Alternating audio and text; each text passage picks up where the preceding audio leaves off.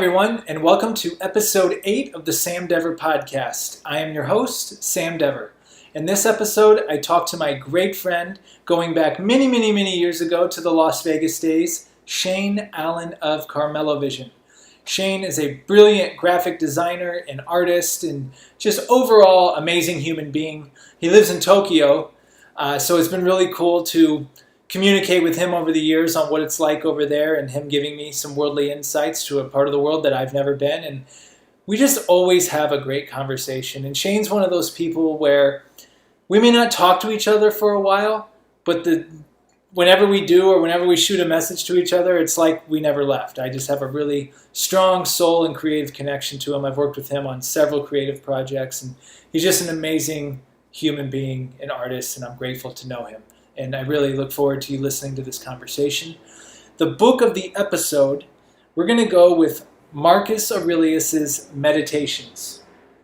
Oh, I don't know if you can see it. The light's kind of bright. But what I love about this book is it's one of those books where you can read not even a page a day. It's broken up in little paragraphs. You can read one paragraph or sentence and have something to think about for the rest of the day. This was Marcus Aurelius's work that he never really intended to publish. It was just his personal diary, and you really see why he was the leader he was, or the mind he had. It's a lot of truth in this book on how to live your life and how, we don't have a lot of time here, so make the best of it. So again, thank you all for tuning in, and check out my conversation with Shane. All right. I assume that means we're going. So Shane Allen, excuse me, Mr. Shane Allen, also known as Carmello Vision, welcome to the Sam Dever podcast. Oh, great to be here, man. It's been a minute since we've last talked. Yeah, it's great to see you. Digitally. And like the whole beard experience is just like a whole new, adventure right now. You're my inspiration, or you're at least one of them. Because your beard game, how long ago, how many years has it been now that you've really focused in on the beard game like you have? It's been about 2 years. I mean, even like much before that too. Like I would explore for 2 weeks one day, and just like grow it out just to stubble and just like look in the mirror and be like, this ain't it, and just shave it. And then, came out to Japan, had a girlfriend who was just like, just, grow it out. And I was like, fine, fuck it. Let's just see what it looks like. And then, I fell in love. The rest is history. So, well, the rest is history. The rest is just growing, yeah. But I'm sure several others fell in love, too. I mean. It's funny, too, with, like, beards. It's like you don't know what you're capable of until you actually give it a chance. And this has now been almost a couple years where I started to grow it out a little bit. I'm not on your level yet, but someone who had a very strong beard game saw what I was trying to do, and they're like, hey man, I see that you're pushing through the awkward stage of it. They're just like, keep going. Right. And I've heard something where when you do shave it down, it does come back thicker or fuller. I don't know how much truth there is to that, but he said you have to go through it. You have to go through the awkward, doesn't look too right stage. So even on my mustache, when I was trimming down the other day, and then the mustache, I'm like, well, wait a minute. We're just going to leave the mustache for now. We're just going to keep that thicker for the moment. And just kind of see, we're going to kind of see what just happens here. Yeah, I was going to say, there's the beauty to that too. And obviously, 20 times, we're wearing the mask a lot more. So I had fucked my beard up one day, like growing it out. And then it's just like slowly coming back, and I'm looking in the mirror like, oh shit, this looks terrible. But mask. Problem solved. Here we go. It has been it really has been kind of a unique opportunity for many of us to experiment with different grooming explorations that maybe we wouldn't have tried. Right. I mean, because I think, we were both this kind of like clean cut, type person. I mean, I still like to keep the hair clean cut, but like the beard just to give it some extra depth. I remember the first picture on Instagram. Because on your, which by the way, follow at Carmello Vision. We'll get into your art and all that here in a little bit, but you don't post like every picture's you in it. You're posting your art, you're posting your different explorations of Tokyo and Japan and things. Mm-hmm. So when you post a picture of yourself, it's like, it doesn't happen every day. And I remember scrolling and then I think it was you like in a cardigan sweater, like with this group of people, just with this full, just insanely nice beard. I'm just like, what? Wow, Carmello Vision just totally hit the next level and just didn't give anyone any warning. He just said, "Hey, I'm here." just release the photo. Yeah. Yeah. I mean, and here we are. Yeah. So how is Japan? I mean, it's Japan. Yeah, no, it's been good, man. Like, I've been here for 3 years so far. Went to immigration last month to renew my visa, so we're gonna put some more years on it. But I mean, overall, of course, just like being at home, like more so like this past year or so, but just like taking side trips here and there, traveling to new places, going through the motions with my job, working, shit. And I just really trying to get back in interviews. So it's just like a whole mix of like things. Yeah. Creating more experiences. And you haven't been, the last time you were in the States, was it when you were out here in LA? The last time I saw you? Was that the last time you were here? Yeah. Yeah, that was it, man. I was like thinking, choosing between LA and Tokyo and, applying to different jobs over there and out here. And then, I landed in Tokyo. So, yeah, it's been 3 years, man. But you had been to Tokyo several times before. Yeah, I think this is my 5th time. Yeah. But I mean, I've been to Japan like probably 10 times, lived here twice, just back and forth. So, yeah. Could you dive into like a second home? Your second home, yeah. And you've been going there since you were young. Could you give us maybe the, or however long you want, the bullet point version of what led you to Japan? Like, how did this all unfold? Because it's obviously a very special place to you. Right. Shit. Like, I guess where to start even with that. Like, yeah. So I was taking Japanese class in high school, and just bombing it. Just really, really terrible at Japanese. I mean, I don't know if I got much better, but yeah, I wasn't doing so good. And my teacher, his name was Mr. Fent, and basically he was just like, "Hey, I mean, do you really want to learn Japanese, or do you just want to leave this class?" Just like 2 options. And I mean, and again, Japanese was like the worst marks that I was getting out of any class. And I was like, you know what, fuck it. I'm just gonna go all in. And so went all in, studied my ass off, highest in my class. And then one day he just, before that too. So, I'm starting to feel like there's more motivation for Japan. And my uncle, he was actually covering a game out in Tokyo because he's a journalist for the NBA. So yeah, it was like the LA Clippers versus Seattle Supersonics, and he's like, "Hey, you want to come out with me for a week to Tokyo?" And I'm 16 at the time, and I'm like, "Oh fuck yeah!" And we fly out here together. He's covering the games. I'm 16. He's like, "Shane, you can just do whatever you want." Obviously, he reflects back on that right now, and he's just like, "I don't know if I should have gave you so much freedom, but." Yeah, me 16, just exploring the city by myself, learning how to take the train and just kind of just saturating myself into the city. It was this whole new experience for me, kid from Milwaukee, just figuring it out. So yeah, I think that energy was just really the Kickstarter for wanting to come back, this whole new different place. That's first of all, I never had heard that about your teacher, so this is new to me.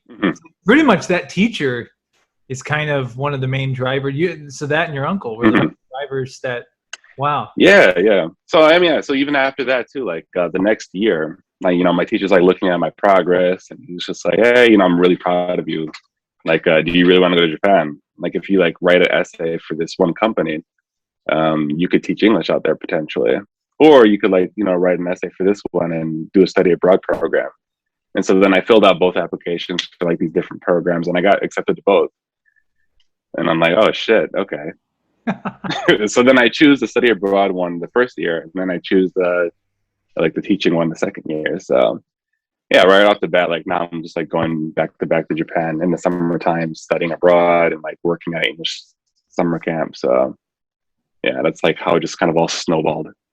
Wow. And then it was this is crazy, man. Now it's like how far back we go now. It's like, I mean, this had to have been Yeah. 8 years ago at least. You went over there to teach outside of Tokyo. Wasn't it like in some smaller area of Japan, like countryside Japan? Didn't you do? Yeah. So I was like it's like just in the complete boonies, man. Like, you know, it was a year living in Vegas, just like this whole new experience and nightlife and 24/7 everything. And I mean, just anything on the fucking map. And then I applied to go to Japan, and you know, I'm thinking, okay, it's gonna be Tokyo. It's gonna be like Osaka, which is like the second largest city. And they're like, yeah, no, we're just gonna put you at the very, very, very bottom, like just the most remote place in Japan. And yeah, house right next to like this giant potato field, like old man like waking up every morning saying like good morning in like the slowest fucking dialect ever. Yeah, so yeah, I was like living there for 3 years, and yeah, I had a great time there too. Wow. So No, we met just all over the map. Yeah, we met in Las Vegas, by the way, which we'll get to that. Because if we start talking about Vegas, then it's gonna bring Right. a lot of a lot of interesting things. Yeah. So what is it about? I mean, I pretty much through you is what I've learned or what I see on the internet. Because correct me if I'm wrong, Tokyo's like gigantic, right? I mean, it's bigger than New York City, from my understanding. Is that accurate? In terms of population? I believe so. Yeah, I forget the exact number, but yeah, I think it's a little bit bigger than New York. So is it the energy of the city that really draws you and keeps you there, or what is it? I guess that I mean, because you're still there now. What is it you like about Tokyo so much? You don't have to name everything, but just maybe some things. Yeah, I'd say I mean, well, initially I was just kind of like this energy, like this kind of 24/7 city. I mean, even like living in Vegas still had like this kind of like same energy as well, but I'd say more so just the connections, like, just the potential connections of people who I could meet. I mean, I always felt like living in a bigger city, you're able to just network and like, get to meet like a lot more people. Tokyo's a little bit more international. So just even like the, integrating with the international community, and just a variety of things really. And like, just being the hub of Japan that has, like this kind of movement with design and like just the way they do things. I thought it was kind of cool just to get integrated in. And you are an artist of many sorts, designer. Many sorts, man. Yeah. What would I don't know. A creative genius, really. Yeah. Tokyo. I mean, that had to have had an influence on your art, I would think. Wouldn't it have? Yeah. Like, I mean, the thing with Japan too is just like the attention to details. So, I mean, even just like getting involved with like a lot of the projects at my web design job, basically, yeah, just checking out the very small details and just adjusting and just making like this whole thing unified, perfect. At first, I was just kind of it was just too much in the beginning because it was just like a lot of back and forth, with maybe the client, for example, and we're just like making a modification here, a modification here, a modification here, like really, really Japanese compared to the States, I felt. But yeah, I mean, it helped me grow and just expand the way that I look at things and like the processes that I take. Oh, dog, by the way. Is that your dog? Yeah. Oh, dude, English, that's amazing. You have a dog? Got a dog, man. Yeah. Dude, first you hit me with the beard, now you hit me with the dog, man. Just release it in stages, man. Yeah. What else are you hiding? Right. Yeah. How long have you had the dog? Not to get us too far off track. I'm just. So it's been about earlier this year. I think like since March. Yeah, like so yeah, living with my girlfriend now, and she just really wanted to get a new dog, and yeah, we just got this puppy, which has been a journey in itself too. So yeah, so the pandemic really has been good for grooming, exploration. People are having babies. and getting pets. Having babies and getting pets. But I see you just check off the boxes for the grooming, yeah. Yeah. It kind of leads I mean, me. unless you're hiding something from me, I don't know, man. Well, there may be a thing or two. No, not really. I mean, this is this is my book corner. This is my salt lamp. Right. Shout out to Tyler who gave this to me as a gift. I got a Jenga and a Scrabble board back here. Right. I haven't played either of them yet with anyone. Mm-hmm. But no, it's in terms of how's the designing and stuff going? I mean, really, we haven't talked in so long. What's the creative? I guess what's the creative vibe for you right now? Are you designing a lot of your own stuff, or are you just focusing on client work, or is there any? Or just kind of exploring everything, So, I mean, I think I'm at this phase too where I've been like doing so much client work. I mean, even like, so I, work, I basically work like a 9 to 5, like a web design company at a web design company. And then like, I also just do like, work here and there, just working for like personal clients. And yeah, I mean, I think, in this past month, just had like just an influx of work, like from both, on both sides somehow. Like, it seems like everything that I've been doing, like before that, up until that point, people were starting to look at it and just say, hey, let's give him more. So, which is great. So, but yeah, I've been just like stacking work. And then finally just kind of realizing like, oh man, this is a lot of, I got like a lot of like, just work for other people coming in, which is good.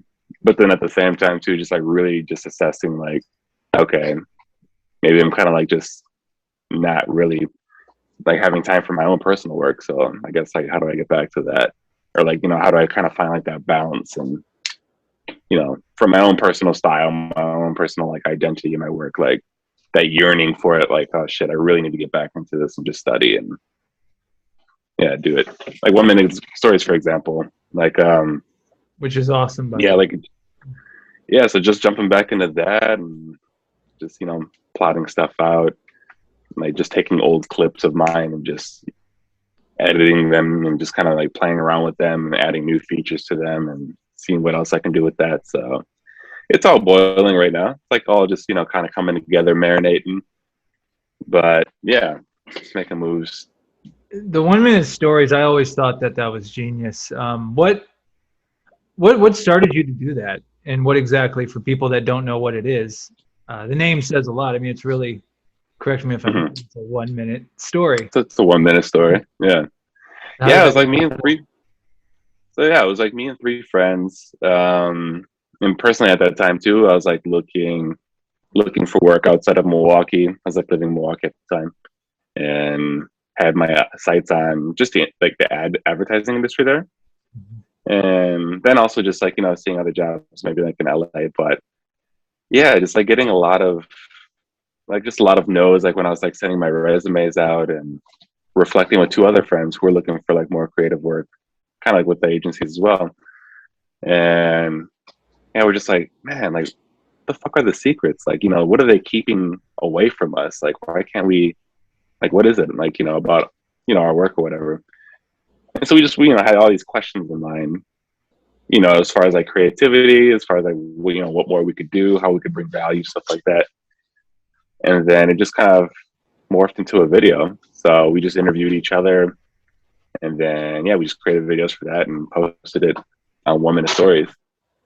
And then we're like, oh, okay, how about we just interview, because we're all Black creatives at the time. We're all Black creatives. So, and, growing up in Milwaukee, so it's just like, Milwaukee itself is kind of segregated. You have like, it's kind of segregated by race in a sense, although it's not. And then we're just like, what if there's just a way that we can like help other, Black creatives, like, coming up and like give them a place to network and just kind of come together.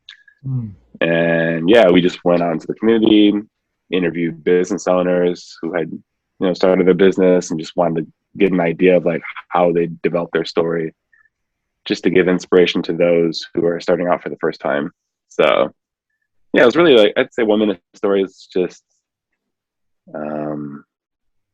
like, I guess like a vehicle I don't know, this kind of medium just to help other people realize their own potential, as cliche as that sounds, or just, realize all the skills that, they've developed, and give them a place to connect with other people who are like in the same industry along the lines of that. Yeah, no, that's dope. And you guys have even interviewed outside of business owners, right? I mean, you've interviewed Right.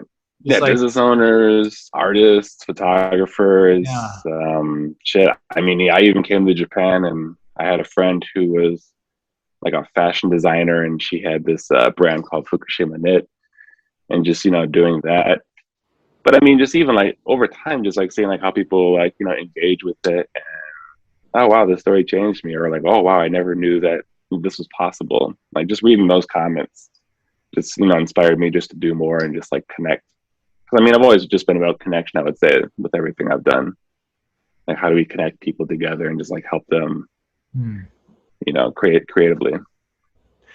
Yeah. No, and now that you say that, yeah, I remember that. You did start that in Milwaukee, didn't you? Mm-hmm. Oh, that's Yeah. really cool. And what I love about it as well, what's so great about it, I mean, it is what the name says. I mean, it's very, I know that sounds really simplistic to say like that, but that's huge for branding.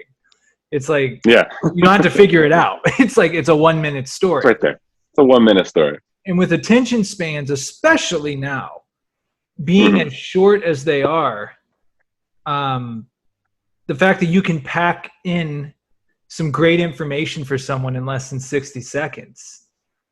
Right. It's a valuable thing. It's like, it's a nice little 1 minute. That's all I need. Like, in between stuff or whatever, you get some quick inspiration real quick. It's just not 60 seconds of watching a cat jump off a roof onto some crazy funny internet. Especially recently, Yeah, especially today. Now, I think now it's beyond wild west status. I think the internet's just this it's really saturated. It's crazy. we were like going in the good days. Yeah. Oh, good. Or go ahead. Oh, what's that? I said when we were really getting on. Oh man, it's that audio. Yeah, go ahead. You go first. I'm gonna sip my tea. You go ahead. Go ahead.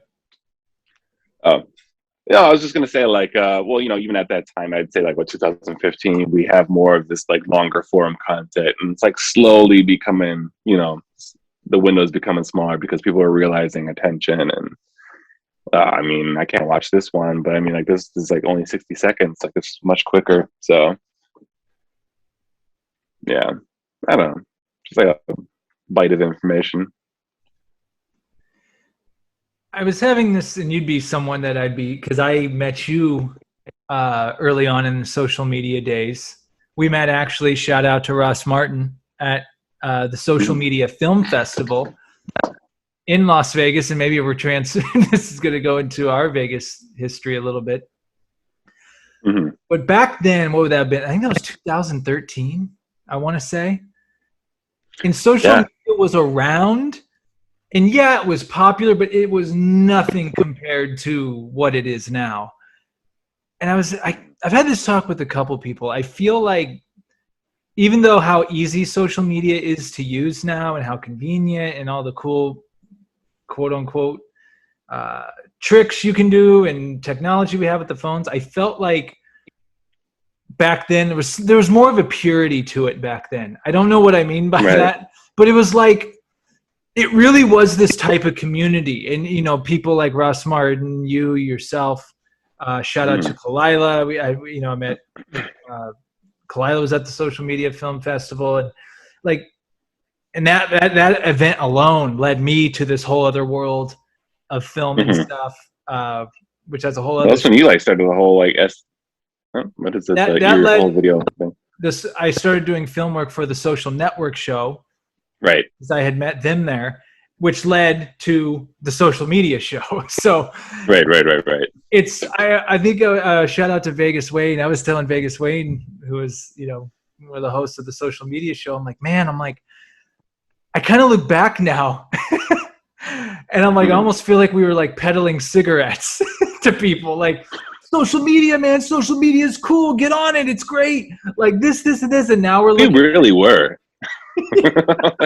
Especially living in Vegas. Yeah, I think I was even part of like the Mashable social media week or whatever, and Yeah. just kicking it with random people. I think Demont, I Yeah. forget the name of the group, or Finesse, yeah, and just creating these events just around social media and geotagging and introducing like Exactly. these new social media ideas. And yeah, I mean, yeah, we're just peddling cigarettes back then, man. Social media cigarettes. Yeah. Man, and one thing I will always be grateful for your and I's relationship, because you and I are like both freelancing at the time. You doing your thing, me doing mine. Whether it's social, film, photography, whatever it was, I'll never forget. And you and I did this on more than one occasion. But one story in particular, I actually was leaving a social media summit conference. I believe it was at what's it called? Bally's. I think it was Bally's. All right. The thing about Vegas too, man, like I've been in Bally's 1,000 times. Never knew they had this huge conference center up top on the top floor, and that's the beauty of Vegas. There's just always another hidden realm you never knew existed. Layers. In Vegas, Wayne was having his birthday party. It was called Hotel 32 at the Monte Carlo. Yeah, that's right. Yeah. And you're like, hey, are you going? I'm like, are you going? And like, we both had our cameras. We ended up just shooting video, shooting shots. That was kind of like your and I's first collab, if I want to think correctly on that. I think And that we would ended be up it. making Yeah. these videos of Vegas Wayne's birthday party. And like, but that's back when not everyone had good iPhones, and not everyone, you and I were bringing the DSLR cameras everywhere we went, making content. Right. Whereas now, I tell people, like, Right look, there. this is all you need. You don't need, need that. But I guess that's maybe like talking it out with you. That's what I realized back then. There was like that purity of it was like, it really was an art. It wasn't just about the video. It was like this big social media, artistic, digital sphere that only a few of us wove in and out of. But now everyone's on. So it's like, it doesn't matter anymore. Yeah, it's just like, I felt like we had like hurdles to just jump. I mean, just even having that camera too. I mean, yeah, just like you said, just having this camera. Okay, I'm going to use this to take content, and then I'm going to upload it to my computer. I'm going to chop it up some sort of way, and then I'm going to send it to my phone, like through some like kind of SD card or something like that. Yeah. But just the whole process behind it, and like now it's just like, oh, 15 seconds. Right. Yeah. It's kind of fascinating looking back at that. Yeah, for real. It's funny because in talking with you, I just realized that's what it was. It was kind of, I kind of took pride in it. Actually, it was like kind of this, hey, like I'm a content creator. Like this is what I do, and it takes a lot of work. It still takes work. Don't get me wrong. But it's now cranking out content is you can do it way scaled down. You don't have to have all this other stuff. It's pretty simple to some degree. Right. Yeah, I mean, even for me too, it's just like I've moved to just even using my iPhone as like just the primary camera sometimes. I mean, just go in my bag real quick and get like some sort of tripod and then press play. Press record, and then there we are. Yeah, I always enjoy seeing your Instagram posts, just random Japan. Of course, it's always like some type of crazy design or something just really cool. Like, oh, that caught his eye. I'm like, that caught Carmello Vision's eye. Oh, right. Yeah. Well, I mean, you took a break from social for a bit? About 3 months recently. And I'm thinking about, now I started the podcast back up. I'm like, dang it. Because I'm going to do a podcast, you got to promote it, but how was that? Like, how was that experience? I mean, we're all talking about social, but like, how was just like that kind of shift from social just to, I don't know. Were you checking social media, or like, were you just kind of like completely off of it? I went 3 months completely, and I've done it before, but recently I did it recently, and it was profound this last time. And I think it's because I had been doing just the past year, recovering from an injury, just doing lots of reading, meditating, spiritual work, yada, yada. I realized how much There's a few things. I realized how much of my senses I was not in tune with, because literally the more you get plugged into this thing in the social networking, the less it's a reality that's not reality. And I realized how much of my life I was living through this phone and living through taking in all this information from other people on this phone or my laptop or wherever. When you really get rid of it, there is that feeling of like, man, I'm not connected to people anymore. Right. You start to realize, and this is taking out the fact, yes, it has been a pandemic, and obviously tools like what we're using right now, Zoom, have been pivotal. But you really start to get in tune with life again, and you really start to really just feel your own thoughts and think your own things without getting bombarded with 10 million advertisements or what Johnny and Sue had for lunch today or what so-and-so thinks about this topic in the world. And it's like, I don't know if as humans we were meant to consume all that information at once. And, you know, I mean, getting into life philosophy, one thing the injury taught me was not only is life short, but life is extremely fragile and it can change at any given time. And social media, it's cool. It's a tool. I'm trying, and look, I've had days where I use it as a tool. I use it to post what I needed to, message whatever. But then there's days where I'm like, yeah, I spent about an hour extra than what I probably should have on that. So yeah, I guess for me, it does make you recognize when you get off of it how you can live without it, no problem. And that, you know, it's like life is, I mean, shoot, we really, it's happened in our lifetime where we got to experience what life was like without it to a certain time. And then we witnessed the evolution of it. And now we're in full blown mode. Whereas kids today, they're born right into it. You know what I mean? Like, yeah, it's like a part of life. So yeah, I don't know if that really answers anything, but it's just the more I'm on it too, it's like, it's just after a certain point, it just hits me, man. I'm like, this just isn't healthy. Like, it's just not healthy. Even when I say, because I said when I was going to get back on, I'm only going to get on the checking messages once a day and maybe doing a post here and there. But which even though like the fact that just even say that to your, you know, people that you follow and shit too, right? Yeah, I mean, I guess for me too, it's just like I have never like really completely cut it off yet, but I mean, of course, just realizing like those like things and like how it kind of just like potentially could dictate the way that I, you know, interact with it, like as far as photos or, you know, how many photos you put out or something like that. It's interesting. I mean, just like that kind of like deeper look at it. Well, and it's a double-edged sword because, you know, for the content creator, it's inevitable. You have to be, I mean, where else are you going to, right. It's like, if you create content, that's why if I'm going to do a podcast, well, it's not like I have a huge following of any kind. When you get to a certain level of any kind of that magnitude, first of all, you have other people running it for you. Second of all, you can tell people, hey guys, I'm just going to put my podcast on the samdeverpodcast.com. Check there once a week and you'll see. Yeah, of course, if I could do it that way, I would. I read this really good book. Maybe I'll make this the book of the episode. It's called Don't Watch This by Michael Rosenblum. Don't watch this.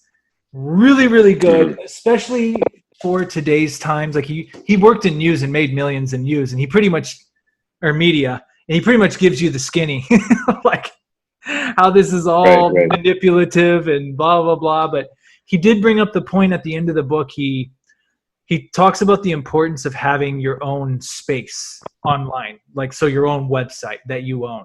And we've known this for a while, but using the saying like, hey, have that website that you own, that you drive people toward, but you use things like Instagram, you use things like Facebook or Twitter to get people to go to your website. He goes, but don't invest all of your time and energy into a platform you do not own. And that really struck something with me. I'm like, yeah, he's right. Like if you invest all your energy and content into Instagram, and then for whatever, especially nowadays, you get your account removed, Mm-hmm. or Instagram just goes away. Right. You just lost your entire. It's good to have that base. Yeah. I mean, I guess even for me too, like I always like have thought it, but I've never like actually 100% did it. I mean, I kind of do it, but just creating like, you know, your website, and then like everything else is just like an expression of it. So I mean, like the type of stuff that I put on Instagram, you know, works on Instagram, but like it leads back to, you know, my website, for example. Or yeah, I mean, I'm not fucking with TikTok or any of these other ones yet, but yeah, mostly Instagram and I guess Facebook. Yeah, that's basically all I use nowadays. Yeah, TikTok. When I saw that at Sam Dever wasn't available, I said, nope, not going to do it. Oh, for real? Yeah, I said, yeah, I'm Damn not, it. dude. If I don't have my branding, I'm done. Like, no, I don't need it. Right. When TikTok's kind of an insult to the things you and I used to do. It's like, you know, what we were talking about, like this creative thing. Now I look at TikTok, so I'm looking like, damn, that was pretty good. Yeah. Just on the phone. It's an interesting platform. It's good, but like, yeah, at the same time too, I'm just not messing with it. Maybe I'm old school now. Who knows? We're old school social medias. I wanted to talk briefly, and I've had the privilege of working with you on several projects. One thing I've always your end results obvious. I mean, that's, of course, I love, but I've always loved, one of the main reasons I love working with you is the process of working with you. Mm-hmm. I love that beginning phase when I call you up or I text you and I said, hey, I got this idea for a logo or this design, you know, what can we do? And then we have that first mastermind session, and like I'll tell you basically in my head, and then like all of a sudden you'll regurgitate in your own way and then throw your ideas and like, here, but we can do this, and this. And I'm just like, oh, Carmello Vision. Right. We're cooking. Is that what's your creative process like these days? Like, yeah, I would say, yeah, it's more or less the same. Yeah, I mean, I don't know, I'm just like a really curious dude. So I mean, like, you know, I talk to you and I really want to just like get to know exactly who you are, and like, you know, I guess even like the road that you're living and like the direction you're going, everything. I just want to know all of this.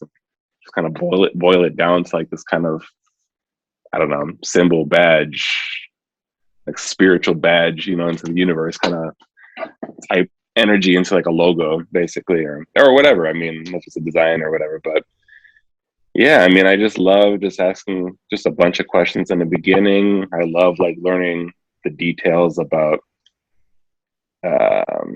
just everything, what the project is. Like, for example, I'm working on this like logo for a house in Sri Lanka.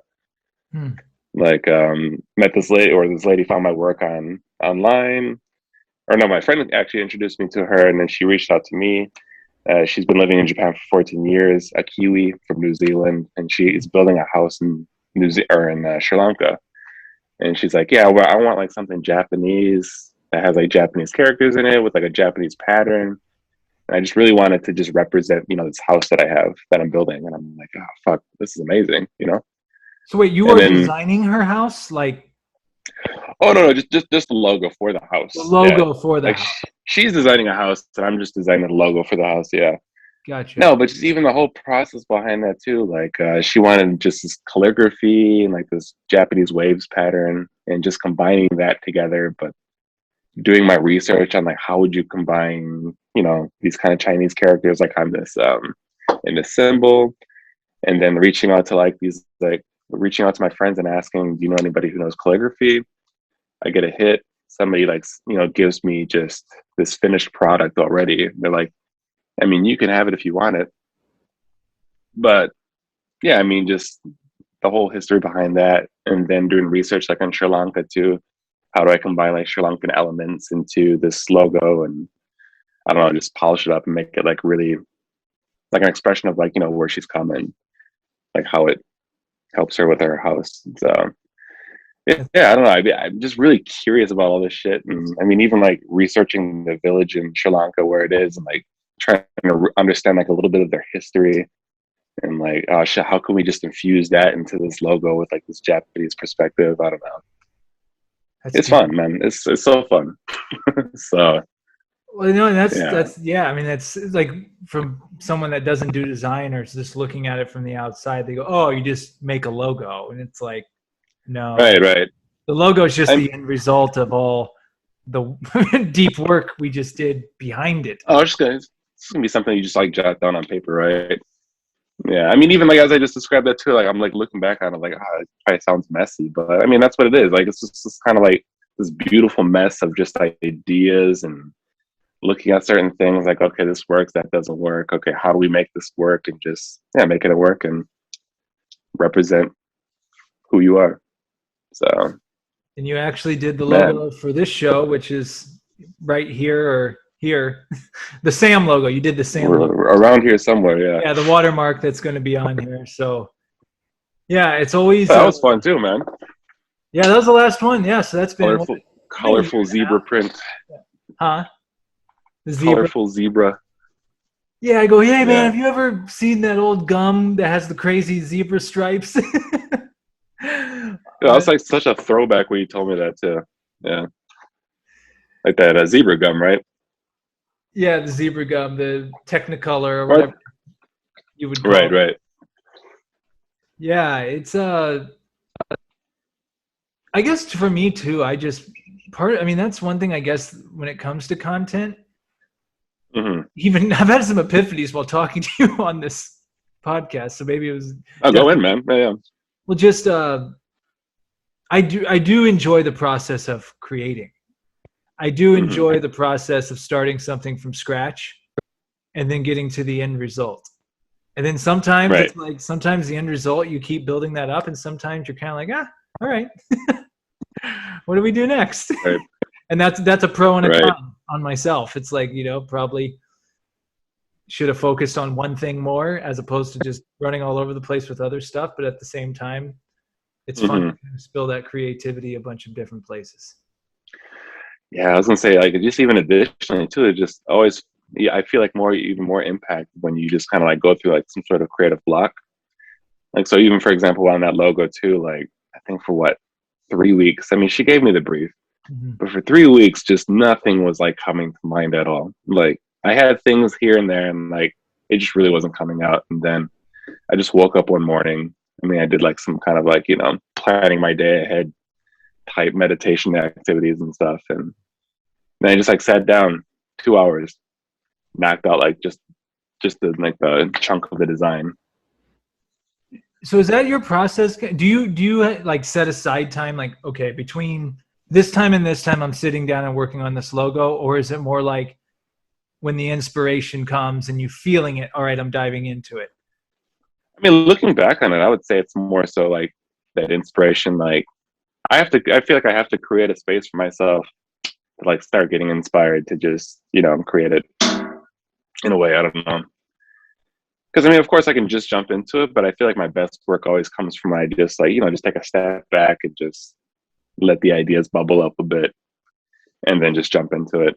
Hmm. But I mean, in order to do that, I mean, of course, I could just go on forever and like not think about shit. So I mean, I have to like intentionally create this kind of like limitation, like this kind of space that okay, we need to like do it from the set time, but don't worry about time too much, and you know, just let the ideas bubble up and happen. Yeah, I relate to, there was some writer, I can't remember where I read it, but he said, and again, every artist works differently. I tend to think maybe I'm kind of in the middle, maybe like set time aside, but then there are times where you're feeling it more. But like you just Right, said, right, right, like, or are you going to be thinking about it for 5 years? right. One Yeah, writer says that you can force creativity. It's like you just do it. Like you just do it, and once you you just gotta start do doing it. it, Yeah. then the creativity comes. Like it may not be there right away, but just Mm-hmm. the fact you get the ball rolling, all of a sudden, oh, okay, yeah, here's some ideas, and uh, things kind of It's crazy unfold. because I'm just gonna contradict myself right now too. It's just like as I was just kind of going through this creative block, I literally did just wake up one morning. I mean, I thought, how do I plan my day ahead? But I really thought, let's just fucking do it. I mean, enough of this bullshit. Enough of this thinking bullshit. Let's just fucking sit down on like the white paper and just draw a fucking line. That's it. I don't know. And then yeah, just doing that triggered this whole, response, and then the whole thing came together. Like, dude, I bet there's truth to both of it, right? That's the promo There's for the truth to both of podcast it. right there. That was just 20 seconds of pure genius. I mean, Just woke up. it's true though. Just Let's woke do up. it. Just fucking do it. I mean, enough of this bullshit. I mean, yeah, we can think and like, kind of bubble up with like this kind of inspirational shit, but then at the same time too, it really comes just like down to the action and like how you mix that up to create. Well, and see, I relate to that because there's times when you feel like you're not working on something, but you're really working on it the entire time. Whether it's been, because even on something like video editing, like I may not be editing the video, but I'm thinking about editing the video when I'm not editing the video. Right. So I'm not even subconsciously, I'm assuming too, right? Yeah, it's just kind of you start thinking about it, and then I've had moments when you go back to it, it's like boom, boom, boom, boom, boom, boom, boom, because I just right. But it was working the entire time. So I totally get what you're saying with that. So when you woke up that morning, it's not like you hadn't been doing anything. You'd been thinking about it. Your subconscious has been turning on it. And then all of a sudden it's just letting you know, like, hey, right. execution time. Right. I mean, like even like on the other end of the spectrum too, it's just like, I mean, even for just more, I guess, workflow type, let's just say like a 9-to-5 type shit situation where you get like a new project in and it's like, okay, we need this, done by next week. And then sometimes I just feel like I'm just like, oh, okay, boom, let's just do like this job. But then I don't really like kind of feel like connection, to it too. So like this type of, project, even though it's some good work of mine, I don't really feel like it really expresses. And I mean, I kind of lean more towards like, what we talked about earlier. It's just like, I don't know, let's really sit down and think about this thing a bit and then just like get into it, execute. Yeah. It's dope, man. Yeah, the whole creative process is just, interesting in general. I mean, that's what probably keeps me at it. Curse out like, fuck, why can't I get this fucking idea? Or like, why can't I do this? And then, oh shit, this looks really fucking dope. Okay, I like this. Yeah. It comes in waves too, doesn't it? At least for me, it does. Yeah. Oh, definitely, man. Like there's waves. It's wavy. Yeah, like there was ways where, and I feel it's important too. And there's this one acting book I read. This guy made a brilliant point. It was William Esper's book, his first one on acting, and one of them. He said at the end, and this can apply to any creative thing, I think. They got done with their year of acting school, and they're about to have the summer off.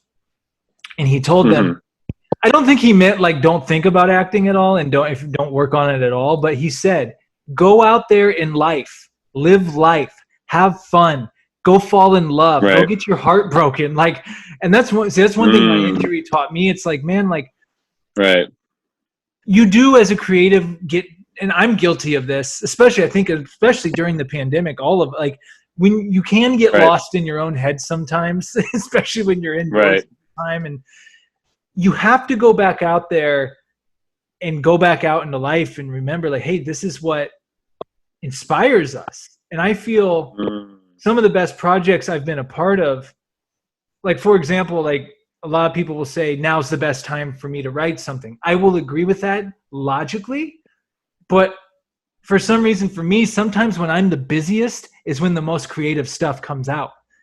And I realized it's because I'm living the most life. I'm talking to the more people. I'm doing more things. And it's a product of doing all that. So I guess there's really no right or wrong way for any of it. I guess it's just this crazy energy. Different.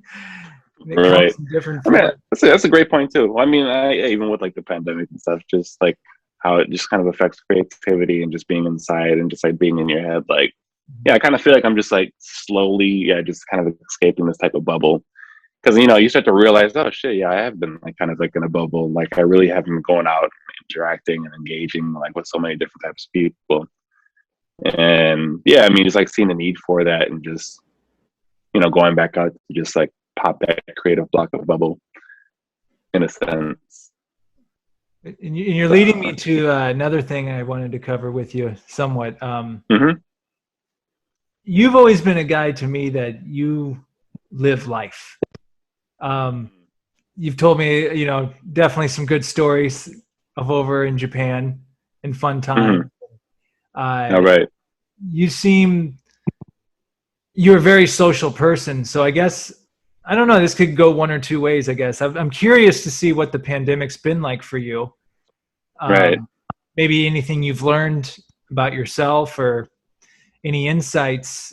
And then also, I don't know, maybe talk a little bit about the way you look at life. Ah, damn, that's deep. You don't have to answer both. Yeah. No, I mean, yeah, like, so I guess pandemic wise, I mean, I think at this period, like in my life, like I feel like my sociability is kind of just like decreased a bit. I mean, I used to be just like talking to all these different types of people, but I think, yeah, once that pandemic initially happened, like I just like stopped going out, as much as I did. And well, in a way too, like, I have a girlfriend, plus, I have a dog. Just kind of been like focusing like a little bit more like on that side too. But then just even realizing through that, like this kind of like balance between the way I live life, like, if I'm like working, if I'm, socializing, or if I'm just like having this, family life basically. And just realizing everything, even like all the intricacies there, just being inside a lot more. And just really asking myself, like, I guess, what is the type of life that I want to live? I mean, shit, am I like close to my family as much, being abroad? Or like, how do I just, get closer to my family? Or like, how do I just balance the amount of work that I do? Because like, I love creating shit. I mean, I'll never stop that, but really just realizing like how does it impact like just the relationships that I have, even here. And then just even like looking towards the future and just like, thinking, okay, I guess what can I do? What can I do for like the people around me? And just really just starting to like pull the pieces back and just kind of rearrange them and, all this stuff. So yeah, I don't know. I mean, even though it's kind of a messy answer, but no, it's beautiful. Yeah. Just painting like this new picture and just, what else can we do? I don't know.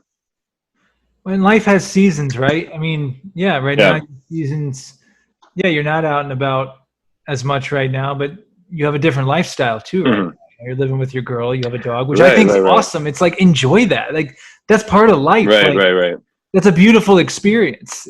And I don't know. I think I'm learning too, like with what you're saying, is just kind of just take the seasons as they come and just realize that nothing's permanent. Everything's going to change for better or for worse in one way or the other. Sometimes, a lot of times it's not worse. It's everything's just going to change. It's just going to change. Yeah, exactly. It's just going to change. It's inevitable. Yeah, and I mean, it's definitely been beautiful for sure. I mean, like even just rediscovering or even discovering some other parts of myself too, like just getting motivated by that and inspired, and even if the dog's waking up and just like licking my face, and like I just had zero sleep the night before. Still just kind of embracing like this kind of different type of energy, like this different type of thing in my life. So yeah, like just the subtle stuff of that, or I mean just anything really. How I'm approaching life. Yeah, feeling stoic. I don't know. I've been like reading, what was it, that Marcus Aurelius, stuff like that. Yep, meditation, like all these types of books. So, that might have to be. Yeah, no, I mean I'm enjoying it overall, but it's just like, man, it's just crazy. Like once you just really peel back the layers of life and just like how things just flow, and then just like getting inspiration from that, even or just like letting it be and just like kind of watching it and just yeah. Well, and first of all, I think Marcus Aurelius Meditations is going to be the book of the episode now that you mentioned that one, because that so good. Yeah, so good. I am, and maybe where are we at on? We got a little bit of time here. because, you know, we kind of tapped into a little of our Las Vegas experience. I will never forget that day where we had chicken sandwiches at the Spearmint Rhino. Oh, that was one of the best days, man. That was one of the best days. That's when I knew you were down. We were both from the Midwest, and like, hey, man, we should totally hang outside of this. And I'm like, hey, go to the Spearmint Rhino and have chicken sandwiches. I've told way too many people that story. Like, yeah, you know, like one of my boys, like, you know, went out to Vegas and met him for the first time. He's like, let's go to the Spearmint Rhino and get some chicken sandwiches. This is like best, 2 in the afternoon. Best thing. Yeah. 2 in the afternoon, complete brightness outside, darkness inside as soon as you close that door. Like a dungeon with just lights pointed at the stage and strippers dancing, and then just this chicken sandwich comes out on this on this tray. Amazing. And it was $5 at the time. I don't know what they run now. Which is a fucking deal for Vegas. It's a deal. Hell yeah. Granted, we didn't really get any dance. We didn't do any dances or anything like that. We're just strictly there for like just the sandwiches, but much worth it. Yeah. What's crazy is I met you literally at the end of my party phase. Like I was already out of it. I might have been, if I was in it, it was a very low trimmer, like a very low, very low. But if I would have met you a year earlier, maybe we may not both be here talking. I don't know what. Nah, yeah, I think we'd still be like living Vegas stuff I did, and I'm just like, it was stupid. Was it fun? Yeah. Yeah. I'm lucky to be here. I'm sure if we would have met like just a year prior, like we would have had like a frat house still to this day or something like that. I don't know. It'd be some crazy shit. You would have moved into the Rat Pack house where I was at. Yeah. I mean, because I was a fucking like party animal and shit too, especially like living in Japan and doing fucking nightlife out here like till like what 3, 4 a.m. 6 a.m. They party hard out there, don't they? Just as hard as Vegas, man. Similar type of vibe, yeah. Tons of drinks and like all this shit. But yeah, I mean, I'm not really clubbing anymore, dude. Well, and see, that was the point. Or go ahead. Mm-hmm. I was just gonna say, like, just more so, just chilling at bars and just talking to people, and I mean, listening to good music, of course, but not fucking. Just like my ears are just fucking like bleeding the next morning. Yeah, none of that shit. I just had so many moments on a nightclub dance floor, just deer in headlights. You don't know what's what. You're just looking at the DJ, and DJ's always looking at you too. I always feel like the DJ's always looking at you. Probably does one of those points just to everybody in the crowd, just to give them that experience. Well, and even like post party, I got, and this is when I really started getting into filming in the club and stuff. Like I loved it. Like I have to credit filming in the club as a huge part of my film education. Like, and I wasn't drinking while doing that, so it caused me to talk to people with not that liquid quote unquote courage. Yeah. Filming in the clubs are amazing. I mean, I think yeah, we did it at one point. It was that artsy club in Vegas. I forget the name of it. The Artisan. I think we did. Yeah, no. I think maybe somebody had an event or something like that. Yeah, you and I we did more than one event. We were at. Yeah. But I mean, those are always great moments. I mean, just like even the way when you're like not drunk and just like kind of being in this club and like just watching the energy unfold, and you have this camera just capturing all this shit. Like, it's amazing. It's magic. It is magic. And I I guess the point of going back to some of these and what we're talking about, the seasons of life, we could not recreate that today. I know I personally couldn't, because I don't move like I once did. B, I can't stay up like I once did. It's like that was that era of time. I appreciate it. I got so much out of it. I met incredible people. I still talk to some of those incredible people, and it's like, but that era's over. Why would I ever even go back? So I'm like, man, that was a great era. But now there's gonna be a new era coming. What's the new era? And just learning to accept that and be present with it.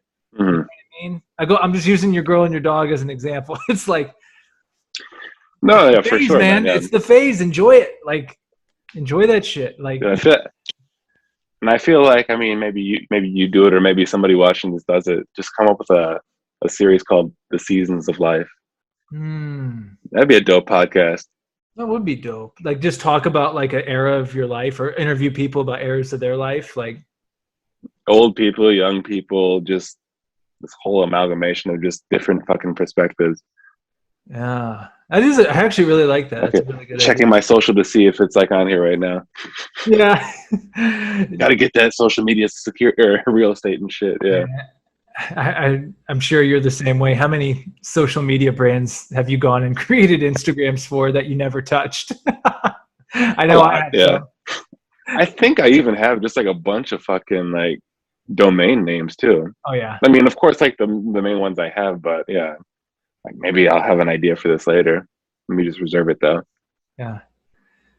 Well, dude, man, we're getting to about that point. This has been an incredible. Yeah, yeah. I mean, it's everything I could have ever wanted with Carmello Vision. Yeah. On a podcast. Always good conversations. Yeah, and you know, I foresee us doing more in the future. Just a couple kind of exit questions here. When's Carmello Vision coming back to the United States? Shit. I mean, I'd say next year. Probably early next year. Like, definitely getting that cabin feeling moment. I haven't been back in 3 years. I mean, I've just watched America unfold through social media and like family stories, for good and for the bad. But I mean, just overall, just like, I just want to go back, just eat just a nasty fucking cheeseburger. I don't know, just something terrible. The food out in Japan is like so amazing, but I just want to go back and just enjoy some like really just greasy food or something. You just hit on something now that I want to ask you about.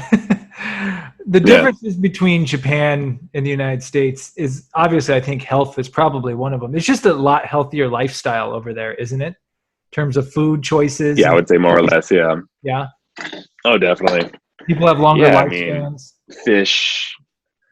Well, I mean, the type of, I mean, it depends on like the type of food that you make, but I mean, overall, like, yeah, the food just feels healthier, like more vegetable. I don't know.